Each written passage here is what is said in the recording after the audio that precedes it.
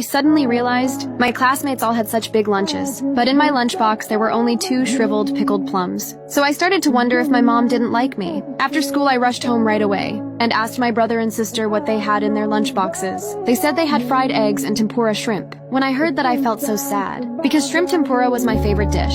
Then mom came home from work. I asked her why she didn't put food in my lunchbox. At first I thought maybe she just forgot, but she told me she did it on purpose. She said I always wasted food, so she didn't put any in my lunchbox. While I was sitting there sad all by myself, Grandma showed up with 2 ice creams. As I ate the ice cream I asked her if I was a bad kid, but she gently comforted me, saying no one could ever hate such a sweet little girl. That night, I was playing with a cane in the living room, but my brother and sister thought I was annoying, so I went to mom feeling upset. But instead of helping me, she scolded me for bothering them. I felt so wronged. All I wanted was someone to play with. Why did my family always find me annoying? So I ran over to my grandparents' place next door, crying that my family hated me. Grandpa picked me up in his arms and said I was the most lovable girl in the world. It seemed like only in my grandparents' eyes I could feel truly valued. But after Grandpa passed away, Grandma was sad every single day to keep her from being lonely. They told me to move next door and live with her. Mom agreed too, because she knew I was closest to Grandma. I didn't mind moving in, but deep down I still felt a little low. When I started living with Grandma, I realized she was so different from Mom. If I overslept in the morning, she would wake me up gently with a smile. Every day before school, she would prepare delicious food for me. After breakfast, I would run home to tell my brother and sister about it, but they ignored me just like always. So I went to the kitchen to tell Mom instead, but she just brushed me off while cooking.